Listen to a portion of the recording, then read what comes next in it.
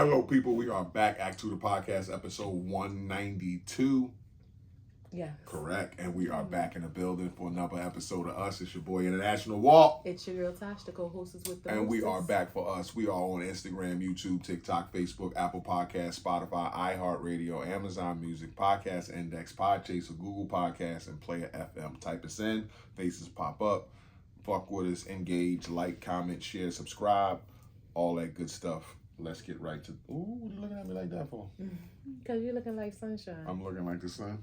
You looking a little shiny yourself. I wanted to match you. You're on a throwback, huh? On a throwback on their ass. Look at that, a throwback on their ass. Damn. How are you? I am great. I am really, really good.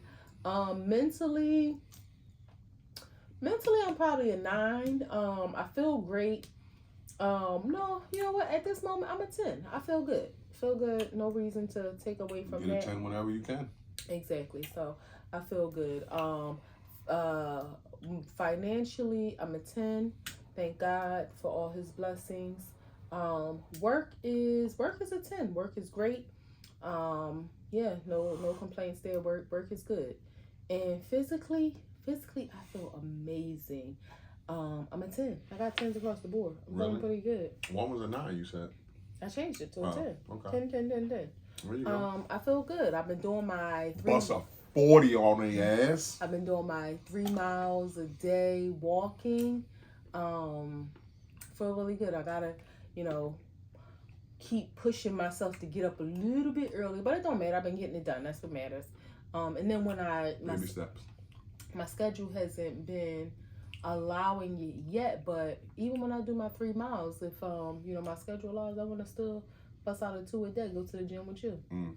Damn, 2 a days. Yeah. Don't hurt yourself now. Not every day. The next day you can't do shit. But take it easy. I wake up in the morning like, what the fuck did I do? That's how I felt. I stepped up my walk a little bit and put I ain't gonna take it easy on you just because you went early. Don't try to walk in the gym tomorrow. I worked out earlier. I put my ankle weights on them. You feel it up your thighs, and it was like, oh wow, like they only 2.5 pounds each. Think about them people that weigh 10 pounds. Like, they really getting it in. And I could imagine when they take theirs off, they their knees go high. Yeah. Or they feel, it probably make regular walking feel like a breeze. But, yeah, they that 2.5, you feel it up your thigh. And it's like, oh, okay, like, there's a little something extra on it. I'm going to try them one day on the treadmill. Yeah. I'd rather walk with them on the treadmill than on the ground. Well, I mean, I like the track because I do realize there is a difference. Is that track soft? Yeah, it's like a quirky. The playground shit. Yeah, like the red stuff, like a quirky track. Yeah, because walking on even though when we go to the park, it's cool. Like I don't feel no bad feelings or anything. Though. But there is a difference because my balls start hurting a little bit when I'm what? Pause. Your what? Your nuts? No. Your nuts start hurting? The balls of my feet. Yeah. Finish the sentence because you just let that lay out there. But like I don't have balls. Like people don't know that. People don't know that. It's a different world today, 2024. They could be balls, like, who knew all this time? As feminine as she is, she got balls. The balls of my feet start hurting if I walk on the asphalt for too many days. So I do feel the difference, but yeah, I've been getting it in. Before I work out, when I come home from work, because I'm on job sites, the concrete my feet hurt just walking around on that all day, not exercising. So I know it's a difference. Yeah, you remember we was walking and I locked up, like my back. My body just couldn't go. And the walking on the concrete. Why did your body shut it down when your feet died in New York, your body died around the corner? My body says, listen to me. And I am competitive with myself. So I push myself. I push myself. I like a walk. I thought to myself the other day, I probably could how they have those walkathons? I was thinking, I wonder, not like a fast pace, but if you just had to walk to raise money, how many hours you think you could walk? None. Walk? Or if I had to raise money for a good cause? Yeah. Probably 3. 3 hours. Yeah, I I probably could walk somewhere. If I knew it was for a good cause, I probably could walk for 3 hours. I'm not saying a distance, but I probably could not walk a distance. I'm talking about time and not, you don't got to speed walk, just a probably walk. After 3 hours, I'm probably over it. I was thinking I probably could do a good 6. That's crazy. Yeah, I think it's like almost a work day. Get the fuck out of here. I would go to work, eat lunch, and get off lunch and be like, she's still walking. Get the fuck out of here. I think I could. No. I like a walk. Hell no. That's damn near a work day. I like a good walk. I think I like a good walk. Comfortable shoes, comfortable clothes. The weather ain't too crazy. Like, you got a good breeze going on. I think I could get in a good 6. I enjoy a walk, and if I was doing it for a purpose, like other than exercising, I probably could do 3 hours. After that, I'm over it. Because my back will start hurting, and I don't want to lock up out there like you did, but yeah. Like, y'all, we were a half block from our house. I couldn't, I made it, but I had to, take 3 steps and, stop, bend, stretch. My back was like, I don't know. Shut it down. And he couldn't carry me, and it would have been crazy for me to stand there, him literally walk a block, half a block to our garage, get the car, come get me. Like, that would have been crazy. But it took me what would probably normally be a 2-minute walk from that half block. It took me 20 minutes to get in the house. Probably 20 minutes. Because you stopped at the corner of the street for a long time. I couldn't make it. Yeah. I mean, I made it, but it was hard. It was painful. Yeah. But yeah, so walking on the concrete, walking on the track is a little different. But I've been walking. It's motivating seeing the people out there, all different ages. I don't want to say all different. Well, yeah, it's a couple white people, couple Spanish people, but our neighborhood is primarily black. So you see older, younger men, women, grandmoms, couples. It's I'm in the morning time, so the younger crowd is probably in school, but it look like it'd be a couple girls that's in their 20s or so. Some people be running, walking. It's a nice handful. Yeah, so it makes me feel good. I'm proud to be part of the number. Proud of you. Only thing I don't like is when people act like I be seeing people link up and they I know they didn't come together because I might have seen one or the other one at other times and they end up talking so I'll just be walking. I don't take no music. I just be in my own world, and you go around 2-3 times, and the next time somebody good morning, and I just keep going real fast. I don't want to talk. I don't want to talk. I'm not a rude person, but you come here every day. I come every day. Yeah, and 3 minutes later, my husband passed last year. It'd be what the fuck? I don't want it. What How are you? Fuck? I'm good. Mentally, I feel like a 10. Finances is 8. Work is a 10. Work's been fun. Take a 10 when I can get it. Work's been fun. Work's been cool. Awesome. They're throwing a lot at me. Physically, I feel like a 10. I feel great. My body is responding. I like what's going on with it, and I feel like a 10. I feel good. I feel great. That's awesome. Yep. What's your wiles on both? I was running yesterday. I was running. Like my man Gump. I was running. Yeah, so that felt good. What time? What was your how long? Your speed? Are you trying probably to half a song. More running? Probably half a song. Wow. It was almost 2 minutes and 12 seconds. That's dope. Straight. Bro. Yeah. I'll be wanting to run when I'm at the track, a little light jog, but I read that walking is, and you're at a different level in terms of weight loss. Now you're lighter. You're still losing weight, but you're more in the losing weight and toning phase. I still want to lose toning. Antonio? No. What's Antoning?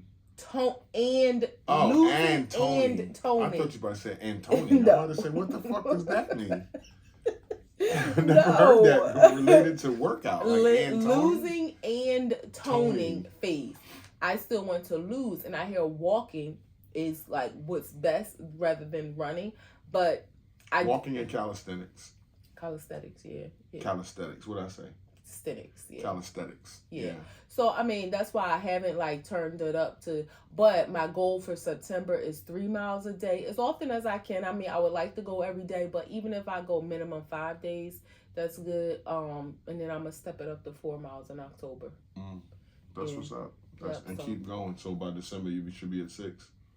Yeah, definitely. I'm gonna just have to figure out, by that time cause I really, really, Babe, really you think like you walked the Big Cooper twice? Yeah, I can do it. I can do The it. Big Cooper twice. One time, I did it one time, and I was so mad at Twice? myself. Yes, one time we were, we had a little beef, a little tiff. This is before we moved, and I was like, I'm going to the park to walk. And I walk, and I remember you called me like, "Where are you?" And I was like, "I'm walking." You was like, "You still walking?" But by the time I finished the second one, when you walking, you know how when your hands start to tighten up. I was because like, you was getting swollen. I was like, I did a bad thing. I should not. I think I had 2 water bottles. I had ran out of water, and I wasn't like going super fast. For me, it was just I ain't ready to go home yet, just killing the time, but working out. And I did it twice. One time, I wasn't ready for it then. I shouldn't have did. Like, I was like, I need to get home and like it's the sodium. I know that they say that's why your hands like swell up and get hard. I was like, I shouldn't have did this. That means you got no more sweat and you're starting to go on dehydration. Like, you need some fluids in you. Did a bad thing. I should not have done that. But I remember you calling me like, "Where are you?" Like, don't you take still that damn walking? long to walk that. Yeah, but I think my only concern, I guess if you want to call it, is like once I like going out in the cool weather, but like when it's cold, I don't know what I'm gonna be able to do. I might just have to take it to the gym. By that time I'll have my membership. I go in the morning, yeah. But I love being outside and walking. It's such a different feeling. And if you're working up you can go, you can layer up, so you can put on something tight underneath a hoodie, and because you're walking, you're not going to be cold. Yeah, you know what I'm saying? Because you're not standing out in the cold. So I'm talking about 45. Anything lower than that, you probably like need a coat or some shit, and then you're not comfortable standing in a coat. Yeah, you don't like you don't like a coat. Yeah. But I'm gonna try to go to the track as long as I can into the season. Yeah. I mean, of course, I feel the same way. Like, I want to be outside outside as long as it's some cool weather and not blazing fucking hot. I'll have the option of going to the gym or to the park, and I'm gonna go to the park anytime it's cool. Yeah, I want you to try to track with me one day. Yeah, I'll try to track. Wows and woes, ups and downs, stops and goes, blacks and whites. Can I have 2 woes?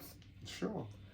Well, okay. One is it's not really a woe. Like, our bodies, we really have to take care of our bodies, and I try to, and go to the doctor. I think I said this last time.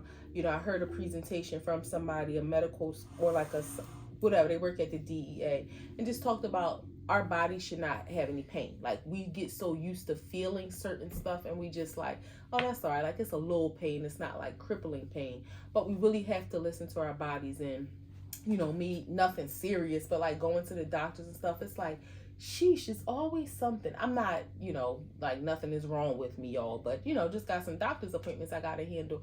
But it's just like, it's just like, okay, this is a new phase of life. Like, what this mean? What's about? You don't get 2 woes, you get 1. But go ahead. Okay. Well, I'll say I'm going to cheat a little bit. No, you can't cheat. You just get 1 woe. I know. I'm going to give a wow. My wow is that my babies had a good day and talking to them, and that makes me happy. They weren't having the best days, so that makes me happy. When they're good. Cool. Your wows and woes? My wow is that I'm just here for another week. And I feel good. You've been feeling good, exercising, and I'm super happy about that. That makes me smile. It makes me like. When you get my text messages. Well, yeah, it just lets me know like you, and I hope that you're taking your protection. And it just lets me know that you're motivated, and that you're not. I'm not that I ever think you're sitting around, but I know you're not a morning person. Right. So when I do see you leaving in the morning, it's like, okay, I ain't going, jump all on her dick right now, but let her work. Let her work. It's a struggle. Can I tell you a secret? I have 3 friends that text me in the morning to help me get up. And I still don't get up as early as they text me, but I need all the help I can get. I don't know how you do it. I need all the help I can get. Yeah, I don't know. I mean, I'm a morning person, so it ain't no thing. But for you, I know my wife, and you're not a morning person at all. Like, this girl can go to sleep at 11 o'clock at night and sleep till noon the next day. That's like 13 hours of sleep, and she can wake up and take a nap that day. Like, It's fucking crazy. Like where were you at? Like wrestling or something? Like, why are you so tired? Like, you had a regular work week like me. What the fuck? Babe, yeah, so it's tired. crazy. My woe is that our to piggyback on what you were saying about our nieces and nephews is that they and if you don't want this on the internet, you can just cut it out. But they have a bully, and it makes me sad because, you know, when you young and you're a kid, you don't know how to really handle that in the beginning of you getting bullied. You don't know what that's like. You used to your family and your friends being nice to you, and then when somebody's hitting you or just making you scared, it just makes me sad. Like, I remember having a bully as a kid. I know what that feeling is like, and it's just one of them things that's like, damn, that really can fuck with a kid. And I hope that they okay. That's all. I hope that they okay. I hope that they not like shivering scared, and I hope that they not, you know, just in a bad situation. And I hope that it all works out for them. But it makes me sad that you know, because they're pleasant kids. Yeah, they get on my nerves sometimes, but nobody should be picking on them. And I don't like that. It makes me sad that they have bad days because other kids pick on them. And it's just fucked up. And I always been on the side of kids need bullies, but you know, it hits different when it's your kids. So why do you think kids? I mean, because it was a part of when I was growing up. You had to face the bully. Like, there's always going to be kids. It teaches you something. Like, it teaches you to fight back, stand up for yourself, and it also teaches you that everybody don't like you. So there's a few lessons in having a bully. Now, when I had a bully when I was small, it didn't go as far as it did today, where kids end up hurting themselves as prevalent as it did. It was either you fought the bully, next year it probably was over with, like that kind of thing. But nowadays, it transfers to the internet, the school bus, and all that kind of shit. So I'm just saying it's a little bit more prevalent than it was when I was small. See, I think it's a fine line. Like, I think kids learning how to face opposition at a young age is good. It's character building. But it's a difference when there is a bully, when somebody is like, yes, you need to learn the lesson. Everybody's not going to be your friend. Everybody's not going to like you. You know, you got to have a little, you know, break up with your friend. You know, when you're in first grade, this your best friend. The hitting is the part that I don't like. And I think that's where the line is. Like, when you start to hurt other people, that's a thing, because you can bully somebody and, you know, always be in their face, always, you know what I mean? Like, always just being on top of them and bullying them in that way. But when you start to get physical, then kids get really, really scared. But even that, I think that, like, taking our kids out of the equation, having a child and then another child constantly like harassing them when it's unwarranted, it's no reason. Like, I don't think you can learn opposition without somebody constantly being mean to you. Yes, somebody being mean to you as a kid, it helps you build character and realizing, like, oh, everybody in the world is not nice. Everybody in the world is not going to love me. But I don't think any child should have to deal with a bully, because that implies to me, like, a bullying situation is not like a one-time thing. It's like when you're being bullied, it's an ongoing thing. Because other kids will chime in. And I don't think any child, for whatever reason, physical or non-physical, should have to deal with that. Like, I agree, but let me be clear. I don't think any child should have. I'm not saying that kids deserve a bully. I wasn't on that side of it.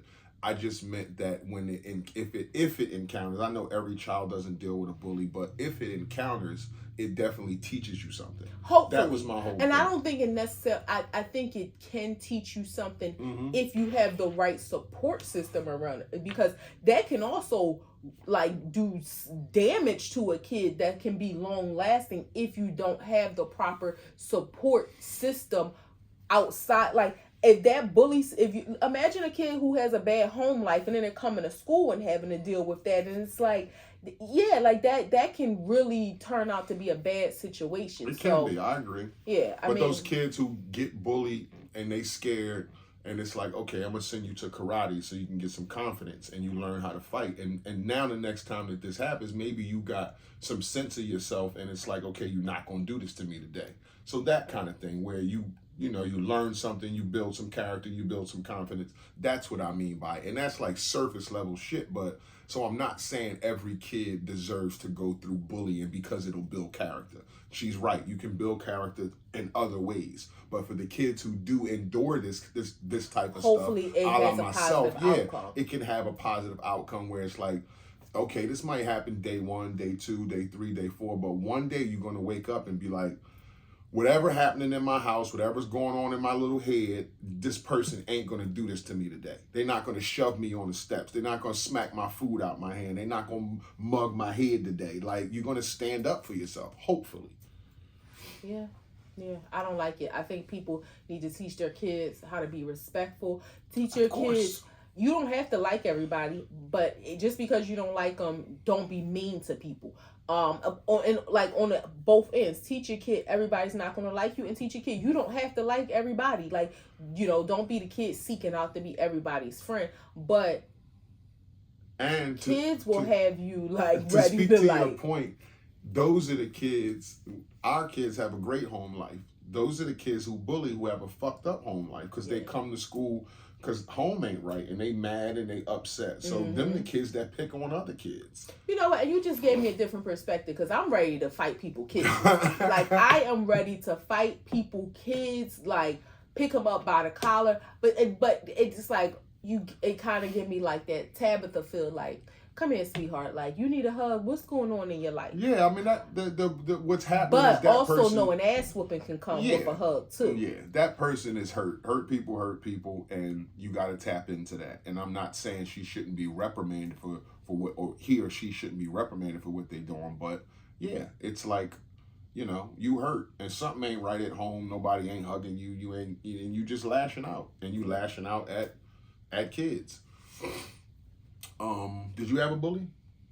No, I never. In no grade, like in elementary, and the one time I got teased in school, and I think I told you about this before. I'm thinking it was like 4th grade or so. It was like and it probably lasted for like a couple days. Then it went away, and it was more, I think, like boys saying it, like saying I had shark teeth. Okay. Because of my pointy teeth, and it was like. But this never was an older girl that just wasn't feeling you, wasn't your friend, and tried to like be mean to you, mean spirited.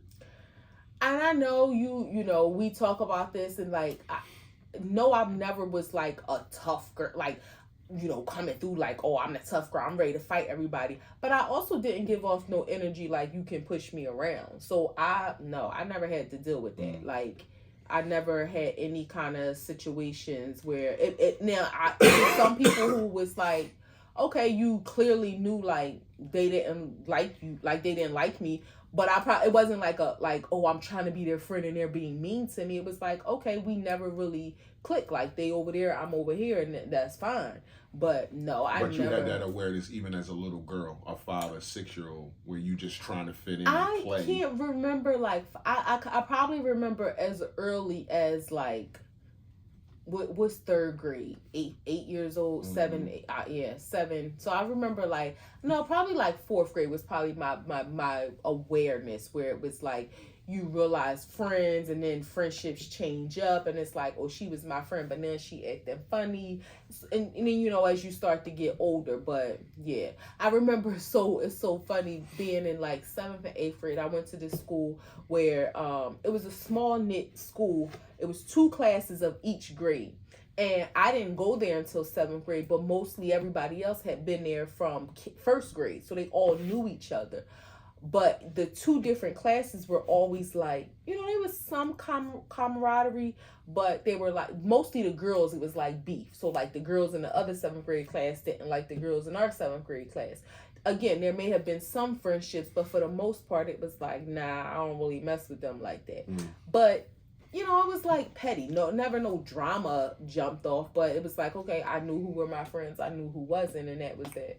Maybe that's just a thing with boys. Like I always told you, it's always a low level of aggression. Even as a kid? Yeah, even as kids. Because one thing about a kid, right? Like when you young, you're a kid for, it seems like forever. But from, let me say, 10 to 16, your body changes in a way that you get man strength. Mm-hmm. Like you go from not being able to hurt somebody to being able to hurt somebody. Mm-hmm. You know what I'm saying? Like your body changes in a way where it's like, oh shit, like I'm really, really strong. And 5 years ago, I wasn't this. Like, I was a little fucking boy. Like people could hurt me. So yeah, you in that stage, like you going through shit and you get picked on. It's like you don't know how to, you don't know how to find yourself real, like, all that good. But once you get some strength, it's like, hold up, you're not doing this to me. You're not fucking pushing me around. You're not slapping my food on the ground. Fuck that. So you had a bully. Were you ever the bully? No, I never was a bully to nobody. I hated bullies. I hated when people not, and it comes in all forms, because I didn't just deal with bullies who were physical, but like talked about the kid who wore the same thing every day, mm-hmm. or didn't have the means that we had. So I didn't like any of that shit at all. I didn't like any. I wanted to be that kid's friend. So just because everybody is picking on him, and I know that I'm a popular kid, and if he's my friend, they're not gonna pick on him. Okay. Like that kind of shit, because I remember what that felt like. Yeah. Speaking about remembering September 11th. That was a great segue. I'm fucking awesome. That was. Remembering September 11th, not the 10th, not the 12th, but September 11th. Where was you at? What was going on? I remember the exact day, the moment I was on my way. When you heard that airplanes had ran into the towers and shit started going across the news. Yeah, so I used to work. We were the 11th, not the 12th. Yeah. The 11th. So I was still. We just talk about the 11th. I know. It's honoring September 11th. I know. I was still living with my grandma. We were. Yeah. We'll talk about September 12th another time. I worked at Metro One, which was just tells you like how times have changed. It was directory assistance for cell phones, AT&T, Sprint, and Nextel. Before phones had So Google. you would use your cell phone to call and ask for a phone number. And ask for a phone number. number. You would call 411. And it was up City Line Avenue at the Pecan building. I remember I was on the bus on my way to work, and this lady answered the phone and was like, and she was like talking, so she was like, what do you mean, Mom? Like she was talking to her mom. She's like, oh my God, are you serious? And then somebody else's phone rang, and then she was like, my mom just said buildings hit planes. Planes hit the towers in New York City. So this was like literally where the Target is now. I'm on a bus and my stop was like coming up. So I get off and I, go to work and I go in, and now like everybody's like starting to talk. It's like, oh my God. And me and my girlfriend Tia worked together at the time. So they was telling us, nobody knew what was like happening. It was like, is the world being attacked? Like, is this a local thing? Is like nobody knew. So at work they was like, if y'all want to leave, y'all can leave. So Tia, she had a car, so we left. We went to pick up my youngest sister Sierra from school, and then we went to pick up her young little brother CJ from school, because we just felt like, let's go get our family, like, to be safe, because we don't know what's about to happen in the world. Let's be with each other. Yeah. So, that's how that day went down. I went to get my sister, she went to get CJ, and it was like, wow, we don't know what's about to happen.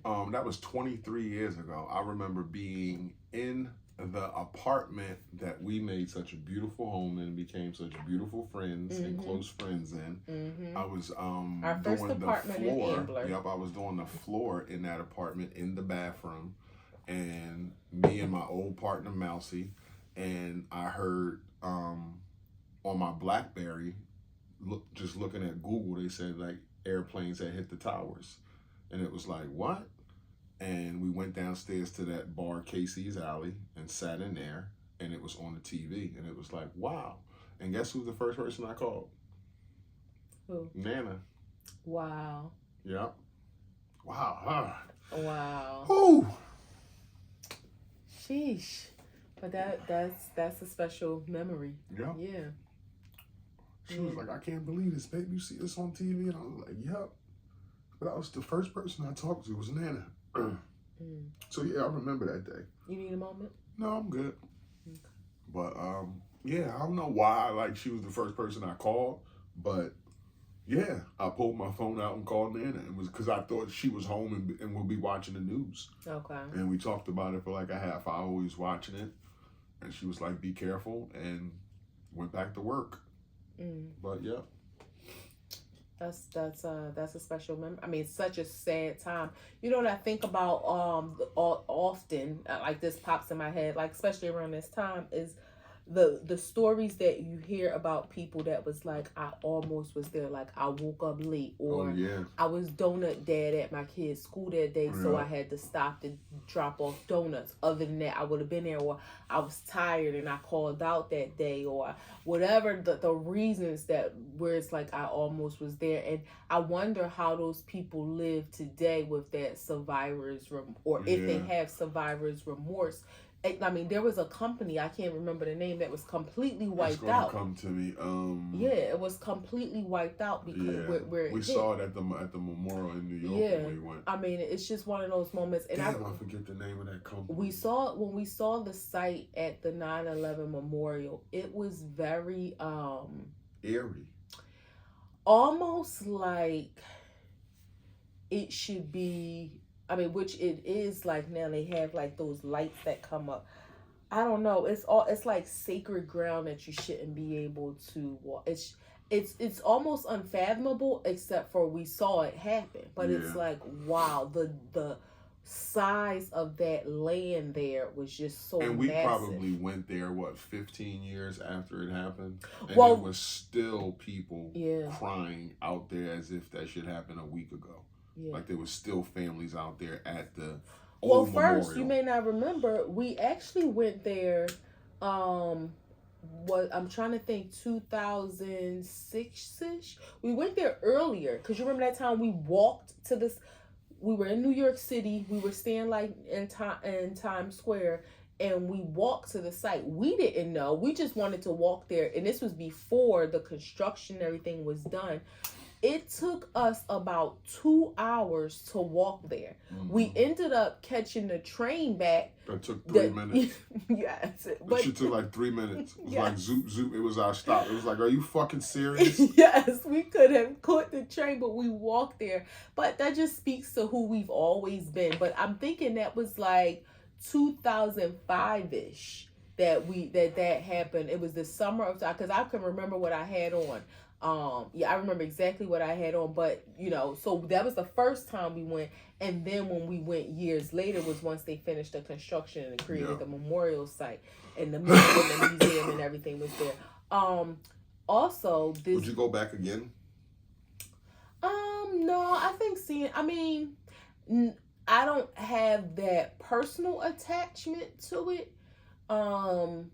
So it's like visiting a grave site to me. So, I mean, if we like happen to walk past it, but I wouldn't want to like revisit. It's very somber. It's very sad. It's very sad. I don't want to like leave from there about. Now, did you have something else to say about? No, but while we're on the somber situation. Well, before we leave from there, two things I wanted to mention. A low note and then a high note. Also, September 11th, in 2020, I'm sorry, we lost somebody that was very, very special to us. My Aunt Carol passed away. She loved my baby so much. And you know what? It's weird. I never even thought about this. My cousin, who's her daughter, had posted something.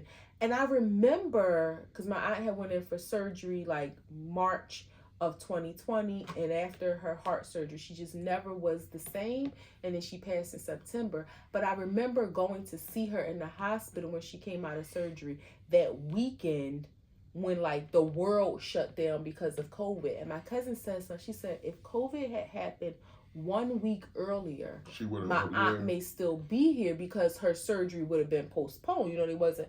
So it just, I mean, again, we can't change time, but it just makes me think like, damn, the timing of life. So, you know, rest in peace to her. She was my grandmom's sister. She was just a special lady, like funny, super hilarious. Cool. She loved my husband. Walked around with a dog named Philly all the time. Super cool. Yeah, I still have voicemails from her. Yeah, super cool. Yeah, lady. Loved her. Rest in peace, Aunt Carol. Yes. Now, on a high note, it's ironic that same day prior to her passing, later that evening, was the first time you got your ID. It was. Yes. It was. So today is your happy 4-year IDversary. And that was, what, 43 years old? In 2020. Yeah. And I never in my life had identification. Never in my life could show anybody, this is me. Like, this who I am. Never in my life. Your first piece of ID, and now you got 7. Yeah, I always carry them all. He got I would carry his first 8, but ID. the 8th one is my passport, so I ain't carrying that around. He got his first ID, his learner's permit, his probationary license, his driver's license. He done had to renew, like, he got all these IDs in his wallet. She always say one cancel the other one out, but it's like, nah. Yeah, like you can. He got the passed, real ID. Yeah, once the date passed. Yeah, it's like sir, right, you're legal. You're good now. But yeah, that day we went to do that, and then like. But what if I show somebody a cop one and he'd be like, I ain't really feeling this. Be like, hold on. Why would he not be feeling you it? Never know. But he probably try to pull some slick shit and not expecting to have a second one, a backup that's valid. Or what if he says, sir, these are no longer valid. This is illegal. Now that you have this one, this invalidates and where does those. it say that on the ID and the date's still valid? So where do you get off saying something's not valid and it's valid? I can see if the date was not valid. You can have all your IDs, baby. Keep them all. Rest in peace while we're giving out our rest in pieces to Frankie Beverly, who died, and James Earl Jones. So rest in peace to Frankie Beverly, who was the cookout music king. Every cookout we've ever been to, you might not know it if you don't know music, but you danced to some Frankie Beverly. You heard some Frankie Beverly. You know a Frankie Beverly song. You gotta be a baby if you just don't know gotta, it. You know, you just gotta hear it when it come on. He used to sing with a dude named Maze, but you know they had some issues. Well, they were still touring this year, and touring is one thing. That's about the money. They actually said this was their last year, which makes me wonder: did he know he was sick? But I'm talking about. Was it just like he stopped touring and life just happened? Like, I don't know. I don't want to speculate to that, but I'm just talking about the beef they had. For years, everybody knew that they had some shit going on between them. Because it used to be Frankie Beverly and Maze, then it just was just Frankie Beverly all the time. Oh, I didn't know that. I thought like in his recent touring it was still him. For touring they do because it feeds the family. It's money. Yeah, we can tour together, but we're not the best of friends like we were. And it was Frankie Beverly and Maze. Okay. Yeah, that kind of thing. And James Earl Jones, 93 years old. Frankie Beverly was 77. James Earl Jones was 93 years old when he passed. Was you a James Earl Jones a fan? I don't. Or was he like a Sidney Poitier type older actor to you? Yeah, I mean, I didn't dislike him, but I wasn't like a, you know. And you're not a Star Wars person, me neither. Yeah. So it's like, we're not happy, like Darth Vader, it's like, woo. You know, we shared the birthday. Fences. He did the original Fences, which I seen a clip of today. It don't hold up. Yeah, it don't hold up. He was doing the part with his son in the yard with like the part that Denzel he did, and they showed like, how come I gotta like you? Okay. That part, and it looks so like phony. And he was like so classically trained. And I'm sure for that time it was like, holy shit, look how he's speaking to his kid, and you know, look how he's acting. But Denzel crushed that. Yeah, of course. Denzel crushed that. I was looking because, babe, Maze, I thought was a band. Maze was a person? I think Maze is a person. Okay. Yeah. Okay, it doesn't matter. Yeah. I wasn't I'm a Denzel fan. I like Morgan Freeman. I'm an Idris Elba fan. But what great role has he done? Idris Stringer Bell. He was Stringer Bell then. He wasn't even Idris Elba then. He was always Idris Elba. No, you know what the fuck I'm saying. He wasn't Idris Elba. He was Stringer goddamn Bell. So with James Earl Jones, I liked him when I seen him, but it wasn't like I was checking for him. But we shared the birthday. But you didn't. It wasn't like a hate the face for me. But you didn't connect with Mufasa.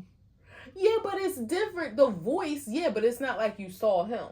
But the voice, yeah. You know?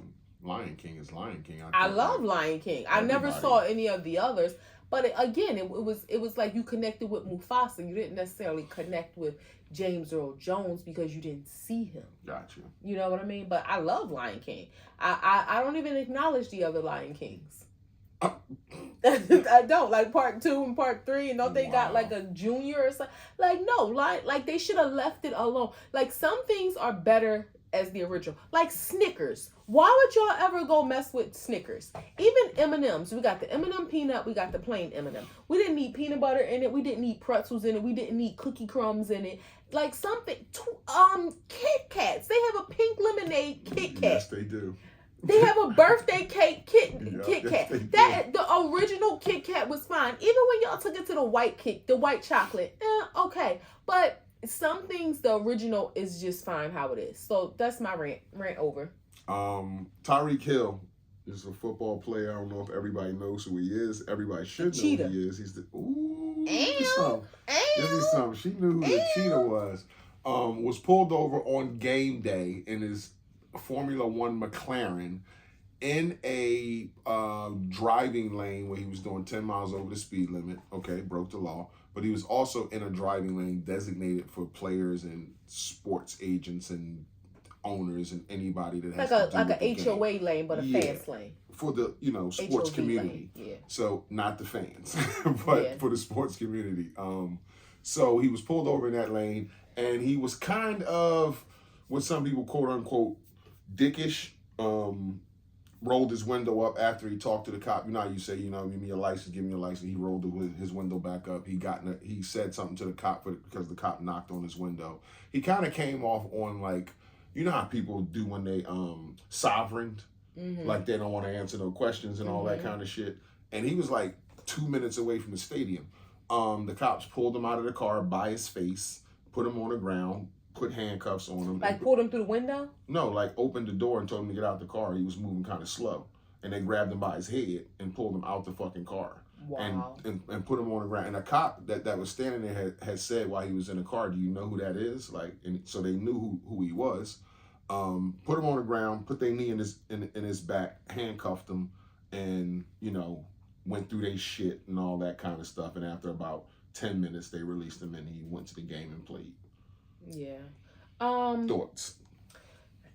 Excessive force. First of all, it's a traffic violation. Like, you're not chasing a murderer, you're not chasing a robbery suspect, he didn't take you on a high speed chase. You're gonna give him a traffic ticket. Why are you ripping him out the car? Like, I mean, it's a traffic stop.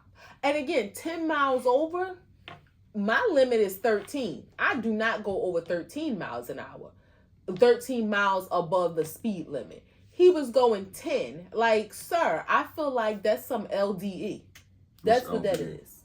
Little D energy. Okay. Like, that's what that is. You saw McLaren. What are you, jealous? Like, or you felt like, oh, I'm going to teach him a lesson, or I'm going to take him down off of his high horse.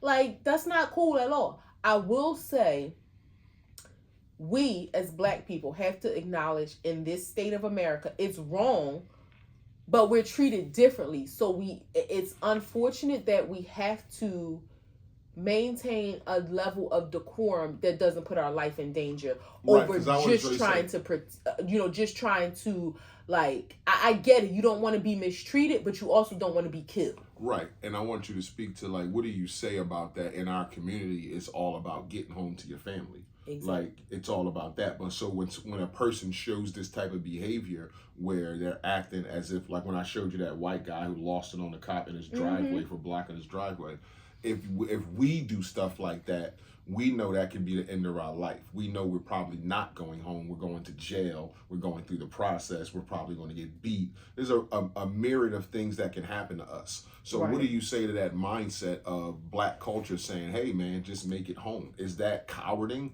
Is that tucking your tail? Or is it being smart and saying, I know you're looking for a reason to snatch me out this car, and I'm not going to give it to you. And you can call me a coward all you want, but I will make it home in a half hour. The ends justify the means. So if you have to, and I'm not saying put your pride or your ego aside, because nobody should allow themselves to be disrespectful. But we also have to be conscientious of how we approach the situation. So, maybe he was a little arrogant about it and he could have handled it differently, but we also can't fight aggression with someone who already has this power struggle in their mind because they got a badge and a gun on their hip. Right. So people want to say, oh, we're cowering. It's a line. He's not. Is it a 50-50 thing? Because it's like, I'm sorry to cut you off, but does it fall on you to understand I don't control this situation? It does, in a sense where you have to think to yourself, you have to think about the potential outcomes. And the outcome is you want to get to where you're going, and more importantly, you want to make it back home. So in this outcome, he's being a jackass. All right, let him have it. If anything, just, be real, like, okay, sir, do what you gotta do, give me my ticket. Like, it's no reason for me to get out the car. You ask me, call your superior. Like, if you don't want to acquiesce to their request to get out the car, call your superior. Again, it's being recorded on their body cam, so it's going to be known. And again, why are you asking me to get out the car? Now, I will that came after the agitation started of hang your phone up. Well, no, I'm on the phone with my agent. Like, that's what he's supposed to do so that everything is on the up and up. Right. So when he saw the lights, he called his agent. Right. So he gets on so hang the phone up. No. Hand me your license. Give you your license. I roll the window back up. You bang on the window. Yo, don't be banging on my window like that. So that kind of aggression caused the agitation for the cop to be like, all right, now step out of the car. Yeah, and like there are some pieces that we have to acknowledge. A couple things. I'm sure he has tinted windows. Mm-hmm. So we as a people have to think, and this is black, white, or whatever. I know sometimes white people, the rules don't apply to them, but I'll speak to that separately. We have to think also from a cop's perspective, and I am in no way taking up for the cop, but you're in a car with tinted windows. He asks you for your license. You roll the window back up. They got to think about safety first. Mm-hmm. So I don't know. You got tinted windows. I don't know what's behind the window. So that's something that he should think about. Okay, and I get you don't want people to be, riding past, recording. They see a McLaren. That's going to catch their eye, try to figure out who it is. And you're in the sports lane. Right. But you have to think about you're not putting yourself in harm's danger, in harm's way, by making them think that they're in danger. Because not saying that it's right, but if they can say, oh, he had the window up, it was dark, we didn't know if he was reaching, blah, blah, blah, blah, blah. So we have to think about the full situation and take our emotions out of it and think about safety. And also we have to think, just because white people do X, Y, Z, it doesn't mean we should be able to do that. They shouldn't act like that either. No. Now, it's a shame that the rules don't apply to them, but nobody should act in that manner. In America, yeah. Right. It's like, your kid or something acting up or cutting school and saying, well, he did it. Well, he shouldn't do it either. And just because he did it doesn't mean you're allowed to do it. Nobody should do it. But it's a shame that the rules aren't they aren't held accountable in the same way we are. But we can't always say, well, white people do this. Well, nobody should really be doing that. Doesn't give us a reason or a rationale to do it. So, I mean, it's a shame. It definitely, the cop was being overly aggressive. We just have to be mindful to not give them a reason. And I'm not blaming him and saying that he did. But in this society, until and if things change, we just have to be extra precautious for our own protection, because at the end of the day, making it home, that's what we want to do. The goal. It would be a horrible story to hear oh, a cop shot him dead because he rolled the window up and, he was reaching for his phone, and because the windows was dark, the cop, even if the cop ended up getting in trouble for it, the fact that he got shot and could possibly be dead all because you wanted to roll your window up in a tinted car, in a car with tinted windows, and just to prove your point that you can. Like, come on, it's not worth it. It's not worth your job, because he plays for a team that is owned by a billionaire. And if you hurt him by jumping on his back and pushing him to the ground, or hurt one of his knees, they're going to want your job for that shit.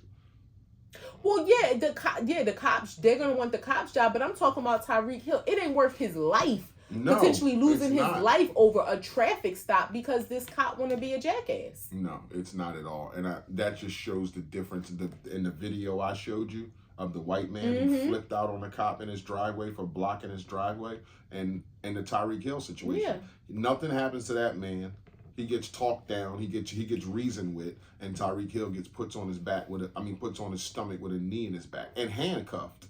And I'm like 3 minutes away from the stadium. Y'all know who I am. Y'all know it's Sunday. It's game day. It's 11 o'clock in the morning. Like, I'm about to go play football. You a young black rich man. And I make all this. It's like, it doesn't even matter that I make $40 million a year. All this stuff I do for the city. It doesn't matter. I'm in this car. It doesn't matter. The fact that I didn't listen to you, you get to throw me on the ground, stomach first, and knee me in the back and put handcuffs on me. And to be honest, none of that should matter. Who you are, how much you make, what you do for the city. If you was a 16-year-old in a Honda Civic, you still shouldn't be treated like that. No, I'm not saying you shouldn't, but I'm just saying that adds to it. It's like, I do a lot for the city, and it's not. I'm not a 16-year-old kid that you don't know. You know who I am. One of the cops who was there said, yo, you know who this is? Like, you know who I am. So, like you said, nobody on a high-speed chase. Nobody got no drugs. It's Tyreek Hill. It's Sunday. It's 11 o'clock. He plays football at 1. Yeah. Like, let him go to the game. Like, you're not going to find no guns or nothing like that in the car. He's going to work. Yeah. It's two Americas. It really is. But it goes to show... it doesn't matter who we are. Like, we'll be treated the same regardless.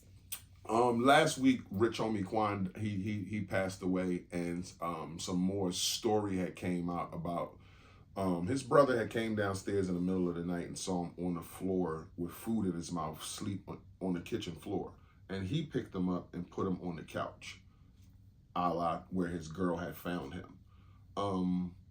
And he thought at the time that he just was high and, he wanted to go to, he was sleepy or whatever. But my question to you is, could you move a body? Like in a situation, like say a loved one or somebody passed away and was naked.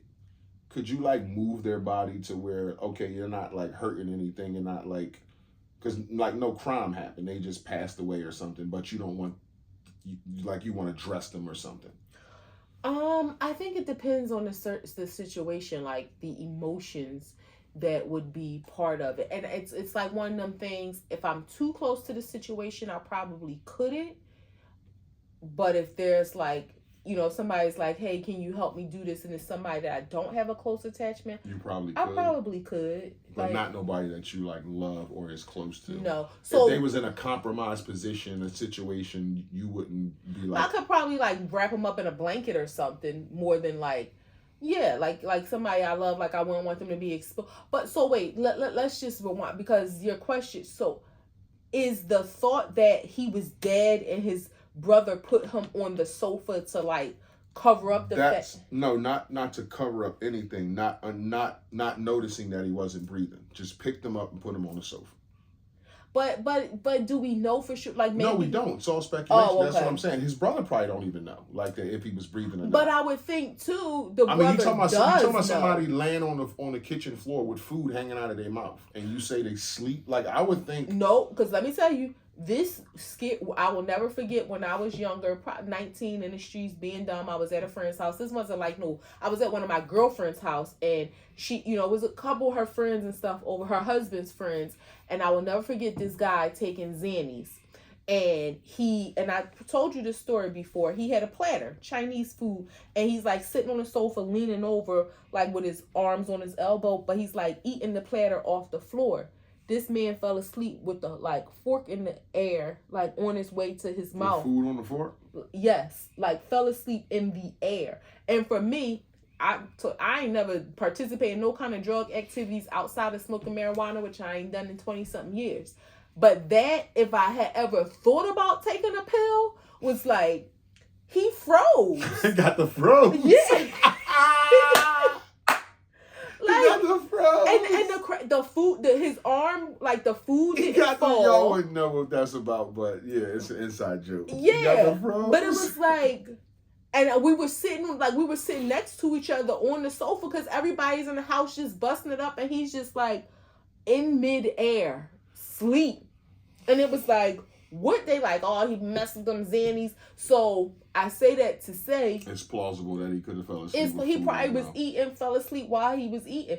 And I'm saying Xannies. I mean, there's so many other pills that people take. So I mean, that's it was known plausible. that he had a drug problem and used to drink a lot of lean and stuff like that. And I would think anybody who you have a friend, loved one, whatever, and you see them in a compromised situation because they passed out or something, you know whether a person is. I would think that his brother like made sure that he was breathing when he laid them there. Now it makes me think, did he asphyxiate or something? Because if he was eating, he could have still had food. No, so maybe he didn't go to that extent to he didn't think to check that, maybe, or maybe he was just so high, between the floor and the sofa where his body continued to decline. But I would think that he was probably still, because if a person is breathing when you go to like touch him or pick him up. Yeah, so I'm okay. So I wouldn't think that he moved a dead body. Yeah, I would think he sat him on the couch and maybe he. Because you go to touch a person, you see like their chest, their stomach, or something isn't moving. And dead weight is dead weight. Exactly. So that's why I'm just weight. And as you're moving them, like, again, you probably hear them, hear some breath or see their chest, even if it's slow or labored. Like, you can tell if a person.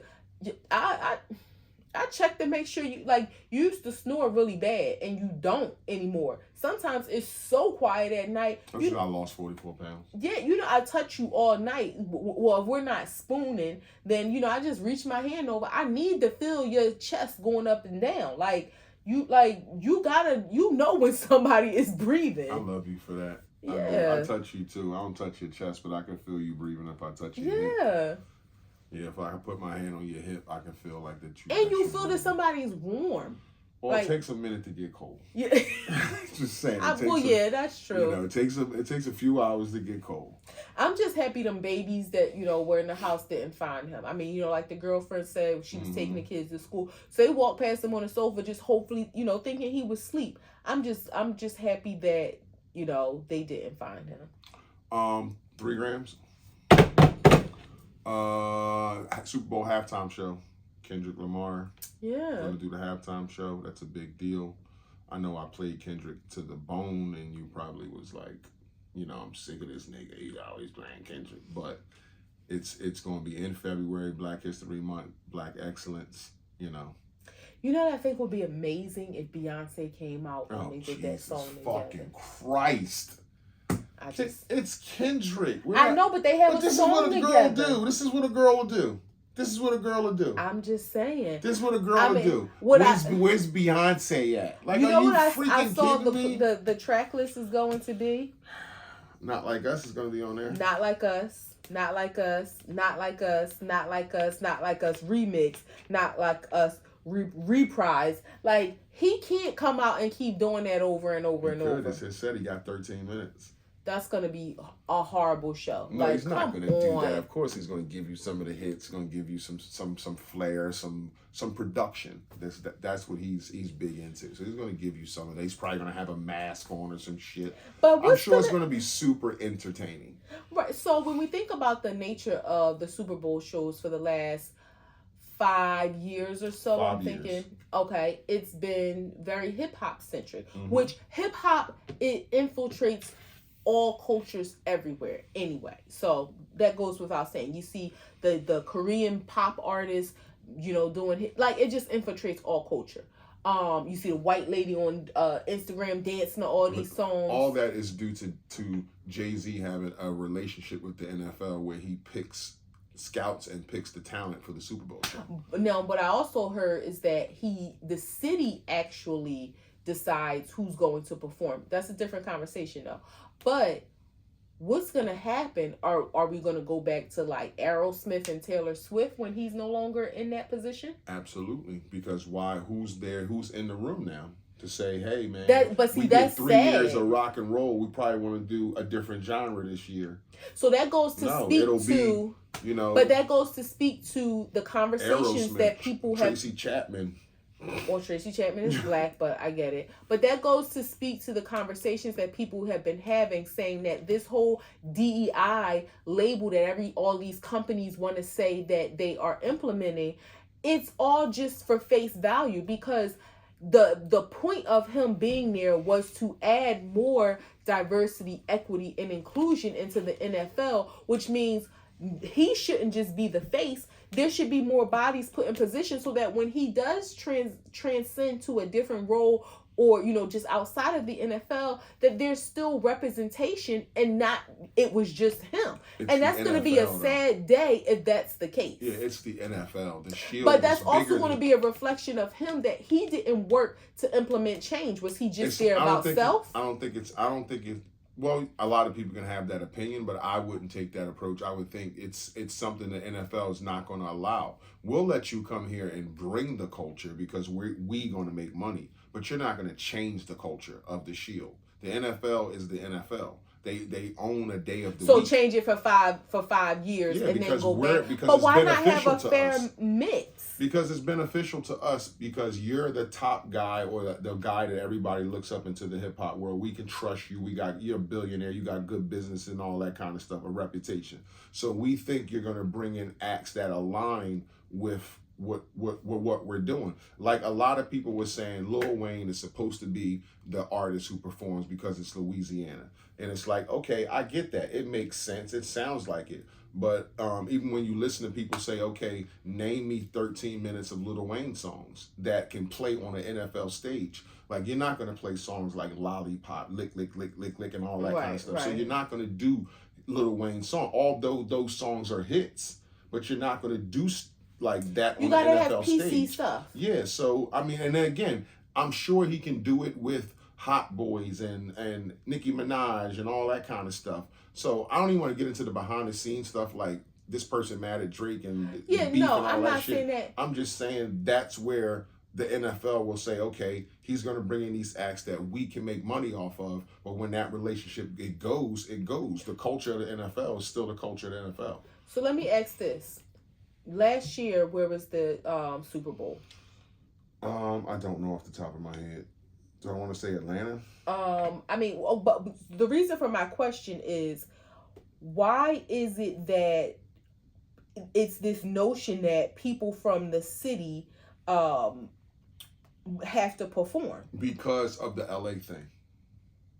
But that hasn't been, I mean, yes, okay, I get it, the LA thing. So that's the bar. So that's when people saw that, they assumed that, okay, in LA, Eminem said, I'm not performing unless 50 Cent's here. Okay. Dr. Dre, Snoop, all LA, like all that West Coast stuff. So that's why that group of people, and they killed the performance. So people thought, okay, this is the thing. If you're in LA and the Super Bowl's here, it's only right to have LA artists. Okay. Although in 2013, the Super Bowl was in New Orleans when Lil Wayne was at the height of his career, and he didn't do it then. Right. So that's what I'm saying. It's like, okay, LA, I think LA was kind of an anomaly, though, because last year it was in Vegas, or the 2024 season, it was in Vegas. Prior to that, it was Usher, because he had the residency in Vegas, so it kind of tracked with that. Okay. Prior to that, it was in Arizona. I don't know about. Was that Rihanna? That's Houston. So Arizona. Arizona. Was that Rihanna year? Yeah, probably. I think so, because she announced the baby. Okay, that's Arizona. LA. Prior to that, it was in Tampa. I don't know. No, because you can't have like all Florida. No, it wouldn't. It doesn't. And prior to that, it was in Miami. No, prior to that, it was in Atlanta. I agree with you with what you're saying and the stats. I'm just saying the bar was set with the LA performance. So anything after the LA performance, they're looking at like, oh, it only makes sense to get the local artists from that city to perform if they're big enough to do the 13 minutes. Yeah, but I think also what people have to acknowledge... If the Super Bowl was in Atlanta, who do you think would they ask to do it? Future? I don't know if Future got 13 minutes of like PC stuff. Well, yeah, PC stuff. Not talking about Dirty Sprite, you know. You ain't think I know about Dirty Sprite. But let me just say this, then we can get off of this. I also think the LA show was... Snoop got something going on, like a catalyst behind him. Like, not that Snoop needed anything to boost his career, but I think part of that was... Yes, Eminem performed, but it wasn't, and Snoop is from LA, so yes, he was there, it made sense. But think about all of the other things. Think about the presence that Snoop had at the Olympics this year to promote the Olympics being in LA next year, and then he's going to be on The Voice. And so I think the machine behind Snoop had a lot to do with that too. I mean, I think LA was an anomaly. I think that's ancillary because it was a Dr. Dre Super Bowl. And so Dr. Dre and friends, that's what he did with his performance. Okay. And a rapper from Detroit, not from LA, said, hey, this ain't happening if y'all don't put 50 Cent with this because he's a part of our history. Right. So, like, he's not even from LA. And right, he's from Detroit. So and again, said, you yo, had I'm LA, not Detroit, and New York. And so I don't know why it's this notion of like, because again, that was 1 year. But and Usher, yes, because of his residency, so it kind of was concurrent with the Super Bowl in Vegas. But it's not like that's some precedent that's been set that everybody from, you know, whatever city it's in, like that hasn't been the thing. When you think about Louisiana, you think about Hot Boys and Lil Wayne. So with the Super Bowls in Louisiana, yeah, you're right. You can, if this was a year for Beyonce or Rihanna, it would make sense too. It would, or it's Kendrick, it makes sense. But it also makes a lot of sense if it was Wayne because he's from Louisiana and his career is the shit. So, but again, I'm a Lil Wayne fan. Yeah, 13 minutes of his songs is questionable. I'm a Lil Wayne fan that they can play without a whole bunch of bleeps and silences and all that kind of shit. Yeah. And I know there's a clean version to every song, but I mean, you know. Lollipop and all that shit don't hit the same. Mrs. Officer and all that. Yeah, like that shit don't hit the same. What if Kendrick bring out Wayne to do Mona Lisa? That's possible. But he got 13 minutes, so they would probably only do a verse or a piece of a verse. Yeah. I'm thinking that might happen. Yeah. All right, number 2. Shannon Sharp. Whoop, whoop. Shannon Sharp was Uncle out there. Shay. He was getting some yams, and he was talking to a girl named Michelle. Yeah, he kissed her all gently at the end. Yeah, he was talking too. He a talkative nigga when he had it. Oh, crazy. You talk too, so don't. I'm just saying, don't put my business out there. I'm not. We like to hear a little. I'm not on live getting yams. We like to hear our name called. Hey, you know. Shout out to Shannon Sharp and on Michelle. Getting Some Lives. We got a movie together. We did a movie in Florida. What if that got out there? What? Do I need to edit this out? No, I'm just saying we did a movie in Florida. We were fully clothed. We were drunk. We weren't. We were drunk, butt stark ass naked, like the stork dropped us off. And we had Patron and cigars and weed, and we was lit. We had chairs. Down and chairs. We had mirrors. Thank God we didn't kill ourselves on the glass dining room table. We was lit, Lord, lit. We had a time. And we was on tripod camera. We had a tripod. We went there with the intentions of making a movie. Babe, want to make a porn tonight? All right, fuck it. Let's make a porn. I cannot believe you put our business in the street. So what if our porn got out? Like it's on one of these iPads in the house. It's with my It's in the cloud. Pay us. It's in the cloud. Like what if somebody was like, holy shit, this is Tasha. Like they look young. This was years ago. Yeah. Pay us. I ain't embarrassed. Oh do a good job. You can go to like go to Pornhub and go to like amateur search. You get like 1 star. 1 star for the videography, not for the performance. But Shannon Sharp was caught on live getting some yams. But the crazy thing is, he released a statement. My Instagram was hacked. Bullshit. And my team is doing an investigation. How was your Instagram hacked? My thing is, okay, if it was a video of you and you say, and it was like in your phone and it was posted, then you could say, okay, my Instagram was hacked. Somebody posted this video. Obviously, you're not physically in the video, like nobody sees you. So, okay, it looks like your phone came on by mistake. Who's hacking? Like, how would somebody do that? You're fucking around your phone and some piece of skin hit the screen and put on a live. Exactly. An ass cheek, an elbow, a wrist, something hit hit the phone and turned the live on. And you on there talking. It's cool. Yeah. It's okay. Nobody knocking you. You was getting some consensual sex. Or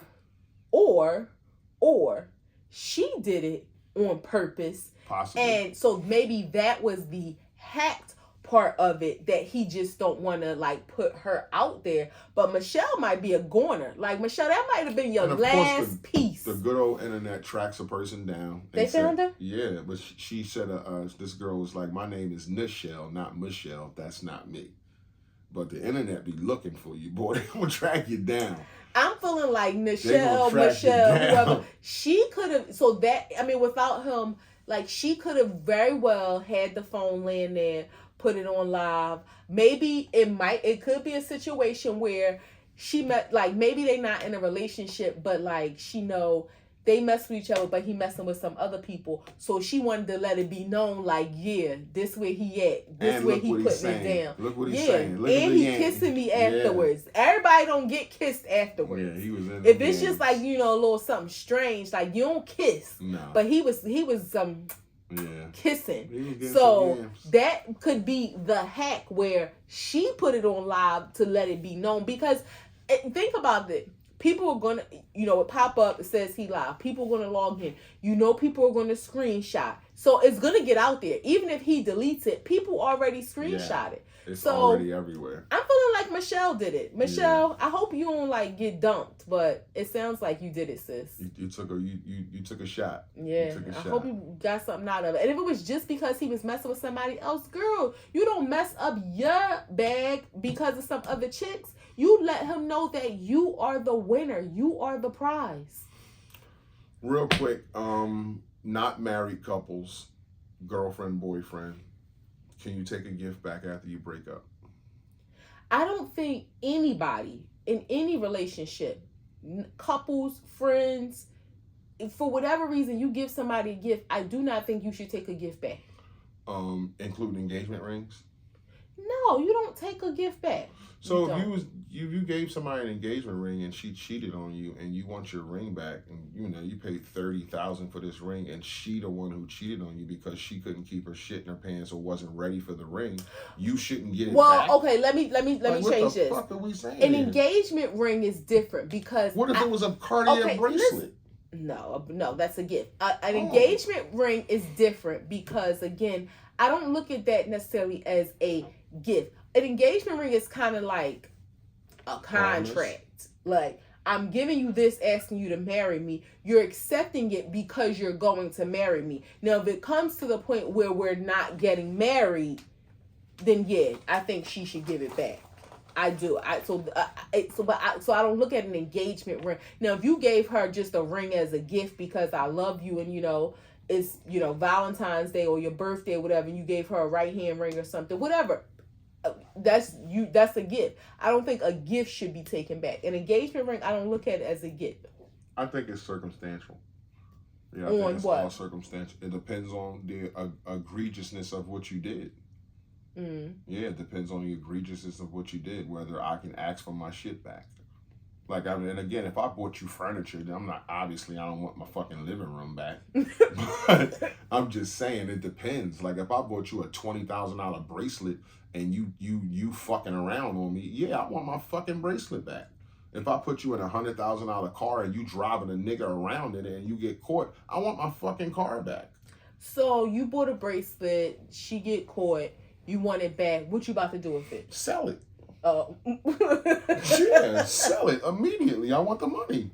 I don't think an Indian giver. I don't think that's cool. And I know that might be politically incorrect. I don't know what we call it nowadays. Growing up, it was called an Indian giver. But that's why it's circumstantial. An Indian giver is a person who not doing it because they're hurt. Like they're just doing it because they're Indian givers. They're mean. Here goes something this week, and I'm taking it back next week. I'm taking it back for the fact that you fucked a relationship. You just made that up. An Indian giver is taking back something that you gave somebody. Nah, I did just make it up, but you could have let me fly with it though. Like you could, for real though. You could have let me fly with it. Like it sounded good. Yeah, okay. I mean, again, I don't think that you should. So you don't think that if you bought me $100,000 car and I was driving some bitch around in it and we're just girlfriend and boyfriend, you mean to tell me you would not ask for your car back? You bought me a car that I've been asking for. You like, all right, babe, I got the money. It ain't no thing. I'll put you in I bought the car. The car's in your name. Like, I said, would you ask for the car back? Or would you just say, I'm chalking this up as a loss? I think you would ask for the car back for the simple fact that I bought you a gift and you turned around and did this with the gift, driving around some other girl, not even me. I don't think I would. I don't think you would fight to the death over the car. And legally, I probably couldn't. That's what I'm saying. I don't think you would fight to the death over the car, but I think you would say, hey, I want my car back. Now, if I gave you pushback, you probably would be like, fuck you then. But I think you would ask for the car back. I know I would. I'm just saying, I know I would. Like, you driving another nigga around in my car I'm paying for? Yeah, I want my car back. And you just my girlfriend? I want my car back. So what if it's your wife? That's different. That's different. Okay. That's why I said excluding the wife. Okay. Because that changes the whole dynamic. Okay. But if you just my girlfriend and I put you in a car and you out here with another nigga in my driver's seat letting him drive the car and somebody peep you and see you, I want my goddamn car back. Yeah, that's deep. That's deep. Let's do a wrap. Act 2 the podcast, episode 192 coming to a close. Instagram, YouTube, TikTok, Facebook, Apple Podcasts, Spotify, iHeartRadio, Amazon Music, Podcast Index, Podchaser, Google Podcast Player, FM, all the platforms you can catch us on. Type us in, like, share, comment, subscribe, engage a little bit, fuck with us. You got anything for them? Tomorrow's not promised. Do it today. That was quick and short. You shocked me. I thought you had a little more. I never know when they're going to be short or long. That's the message. Do it today. If you fuck with us, you fuck with us. If you don't, you should. Peace.